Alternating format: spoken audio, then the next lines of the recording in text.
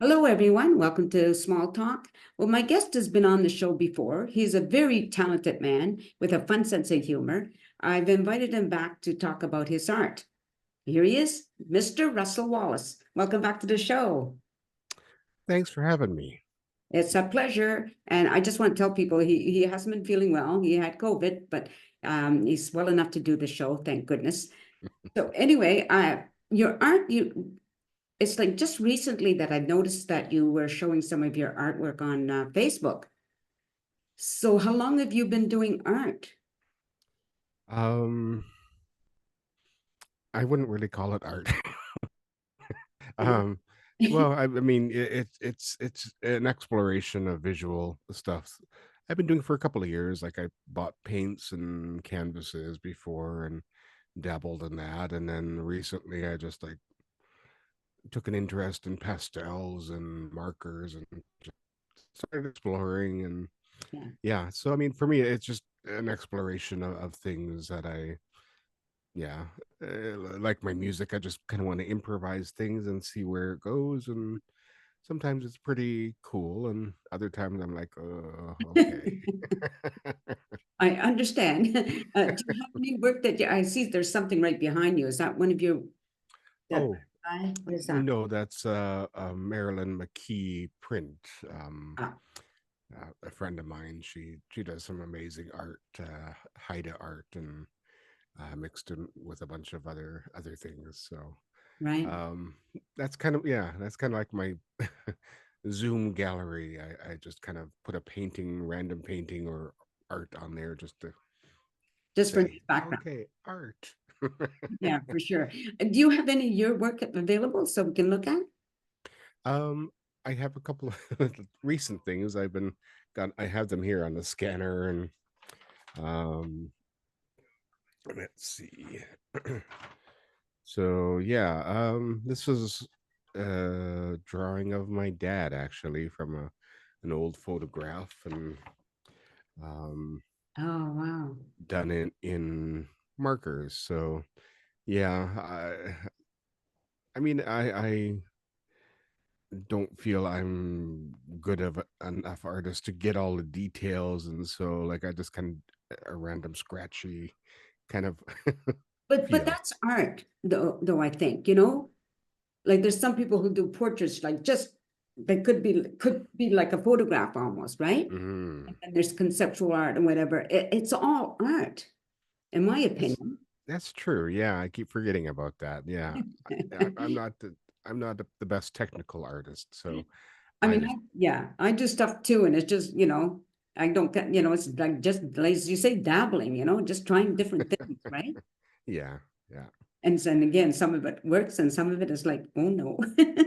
yeah, yeah. No, I appreciate the good that comes out, but I also appreciate the bad. It's like, well, not I shouldn't say good or bad. It's just stuff that I'm not really comfortable showing, I guess, or like it's like it doesn't quite hit the mark. Because I learn from it, and Yeah, for me that's the thing, I guess. At my age now, I feel like okay, there's still a lot of things I need to learn, and maybe going back to the crayon and coloring book phase will make me realize something. so do you have another piece you can show us? Sure. um Another one in markers. Wow. I can't remember what I called it, but like it's just I seen the face, and then I just kind Yeah, of created all these I like, squares and shapes around it. yeah, I like And that. it's yeah, inspired a lot by Jerry Whitehead. Like I love his work. And I'm trying to think of the other artist in Vancouver. Is it Joe Average? It has bright colors and you know really thick black lines around. And Right. so yeah, I like that art. Like I like colors, I guess. So like my Yeah, right. eyes are attracted to bright colors. That's why I tell people I'm part crow. I like flashing. I I mean, know it's kind of bird like. Yeah. Oh, bright color. Nice. yeah. Okay, so what else? Now I've seen something else because I remember there was a couple of things that you posted fairly um, recently, right? let's see. My scanner is right here. So, Okay. oh, okay. I have a kind kind of a self portrait, I guess. Oh, that is so cool. Very similar and to the other one. Just Right. have And a then, face and then draw right? Again, it was done with marker. shapes. Marker, yeah. Um, and this one's in pastels. Oh, nice. Is that the oil pastel or the, Yeah, yeah. And yeah, it's my really first time kind of playing with it. So right? I wasn't sure how to blend. And so like, with paints you kind of blend them in sometimes. And Mhm. I thought, well, pastels might be similar, but not quite. So I'm learning that like how to blend a little bit and Right. um yeah, so it's stuff that I'm learning. And I guess people learn this when they're younger and stuff like that. But like, I didn't really play too much in terms of art and Yeah. Yeah. Yeah. visual stuff. Listen, how old am I? I'm 76 and I just started painting like 4 years ago or 5 years ago. So, Oh wow. it just comes out when it's going to come out. That's it. You know? It's never too late. No. Yeah, for sure. And I'm wondering up, I've been using, occasionally I use these, there are acrylic pens. Have you ever tried those? Oh no, I haven't even heard of them. No, well, I interviewed, actually, he's a First Nations individual from Ontario. I've forgotten his name at the top of my head, but he talked about them. And I thought, oh, so I ordered some off of Amazon. So that's kind of cool. Oh nice. Yeah. Yeah, so they're kind of fun to use too. Hmm. Again, because I think it's like using markers, basically, right? Hmm. I don't know Oh how to wow. work on paper as compared to canvases. Huh. So you mentioned that in the past you have purchased canvases and paints. Hmm. Did you purchase oil or acrylics? Um, Majority of it was acrylic. I think I tried oils, but they were kind of expensive, and I didn't know what I was doing, so I just like, no. I think I Yeah, did maybe one painting, and I'm like, nah, I need more like training or something, and so I went back to acrylics and just and the oils explored. take forever to dry. Oh yeah, that's right, oil. Yeah. Have you ever considered like lately I've been doing stuff, I bought some feathers, not real feathers, right? So I've been like making a tree with feathers and I drew sort of a bird and covered it all in feathers because I like texture sometimes. Hmm. Have you done anything like that? I did do a feather. They called it feather on lines. I just drew a bunch of colorful lines, like just you know, finding out what colors they were and drawing. And then I thought, I draw something over this, and I drew a feather pattern over it. And Huh. I don't have that with me because somebody wants to use it potentially for a banner. So Oh, nice. um, I'm Nice. in talks and negotiating with them, and yeah, so Yeah.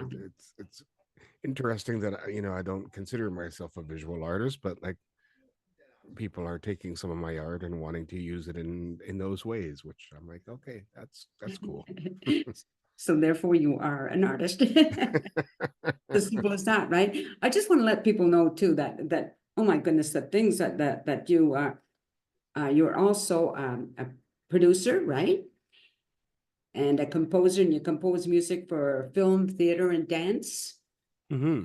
So this is an ongoing thing for you, right? Yeah, yeah. Whenever people hire me, majority of my work in the last year has been with choirs and chamber ensembles. So getting commissions to write music for a choir. Like I did one for the Phoenix Chamber Choir recently, and they're going to be recording it later this month. Another commission I had was the Blue Ridge Chamber Ensemble, so they'll perform that later in the summer. Um, and the Victoria Symphony Orchestra commissioned me for a piece, so I was there last week doing a workshop on the choral element of that. Yeah, So I'm yeah, again, like I don't have the training as a composer, like in Western music.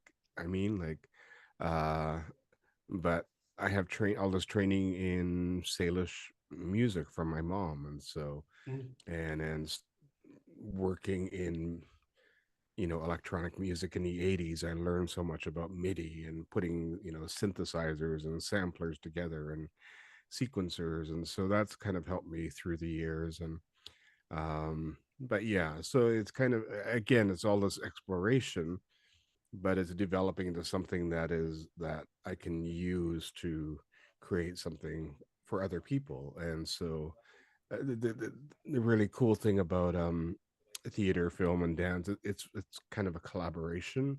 yeah, So you're working with a director or choreographer, and you're developing things for, like, a scene in a film or a TV show or something. So you're getting input from people. So it's kind of a collaborative thing. So which I do enjoy, because I learn so much from working with other people. yeah, And in the visual arts, I don't really, to me, that's more of an individual focus. for sure. And which it doesn't have to be either, I guess. Like, you can collaborate with other artists and stuff. I know murals, like, they collaborate and do some really beautiful work together. But yeah, so for me though, yeah, visual art is kind of an individual focus. Well, I mean, this year composition has been kind of an individual focus, because the commission say, here, this is what, the theme, Right. give us something. And I'm like, okay. So yeah, and then recording, and I have like 2 albums that'll come out in the next year. um so working on those, and one is more, yeah, myself, and then the other one is working with a 15-piece orchestra. So it's kind of all over the place. And um but I feel so fortunate and privileged, like, to be given this work at this time in my life, Yeah, and working with so many great ensembles, choirs, and production companies. And so yeah, I'm happy where I'm at. And I think, like, the visual arts is an extension of that. It's like, okay, in between writing a song, it's like, okay, I have this other creativity going on. And right. yeah, so I enjoy that time to and be given that time, like, to do that. And all this week I was sick. I thought, well, maybe I can do something, but, like, I was too too sick to even think. I'm like, oh man. I was just wondering, like, when you're hired to compose any particular piece, how much freedom do you have? Well, with the, like, commissions for the choirs and whatnot, sometimes they give you a theme or an idea, Mhm. and you can work whatever you want with that. Um, but when you're working for, like, a film or theater or a dance piece, like, you tend to work with the choreographer or director, and come up with something. And so a lot of bouncing of ideas back and forth. And so it's yeah, it can be a collaborative thing. So yeah, there's much more focus, and and that's cool. But yeah, like, lately I've been having, like, given free reign on a lot of things. So I do I do also enjoy that. Yeah, for sure, right? Um, one of the things I want to ask about is, and I can't remember, I know we're going to talk about your art, but there's always so much to talk about. You are also co-founder and producer at Aboriginal Writers Collective for the West Coast. Um, Mhm. so what does that involve? Well, it's the nature of a collective. It just kind of, like, it's like nebulous, and then it kind of comes, gravitational pull of each other comes together, and we create something, and then we all kind of spin out and do our things again. So but yeah, I think it was 2009, 2010 is when we started, and we put out a book, we put out a couple of publications, and yeah, I mean, having gone through the creative writing program at UBC, it's like I see that, like, in Vancouver, there's not much Indigenous writing coming out, Right, and so, like, trying to find a way, like, that we're our own publisher, and but I mean, it's a lot of work, and mm, yeah, it's not it. That's my volunteer time, because, like, I don't get paid for that, and right, but I spend time writing grants and getting the grants, and putting together programs, and some of it has been really cool. Like, our last one was uh from Giving Voice, and so and this happened during the time of like heavy COVID lockdown, so we right. did um online Zoom video kind of meetups and readings and stuff, and so and workshops. So it was kind of a cool process to play with, because before that, like, you do a workshop or reading, it's always in public, and trying to do it online is, I mean, it's doable, like, not like a singing workshop, like, you need to be there, but, like, in Right. terms of creative writing, I mean, it helps to be there, but, like, it's doable, and yeah, so For me personally, like COVID opened a whole new world because of Zoom, right? yeah. So that's kind of cool. I can interview anybody anywhere, and I really like that. Again, it's not the same. If you ever decide to come to Chilliwack, you can sit here in my Zoom room. We can interview you in person, which is kind of cool. And of course, you get cupcakes to take home Ooh. because that's my new policy. Nice. Um, anyway, so I'm off the track. Don't mind me. That's just my brain goes like that all the time. I just really appreciate you. I don't want to keep you much longer because I know you're still, you sound like you're tired. Maybe it's just you're not fully recovered, right?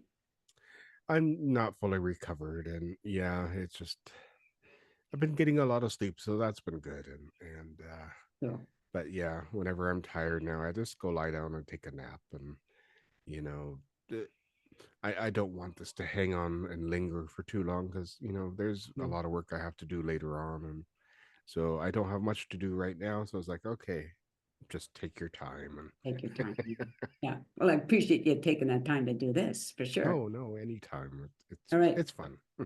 Good. We'll stay on camera there for a second. To the audience, you've been listening to Russell Wallace. He's on Facebook. If you Google his name, it's going to come up. It's really great.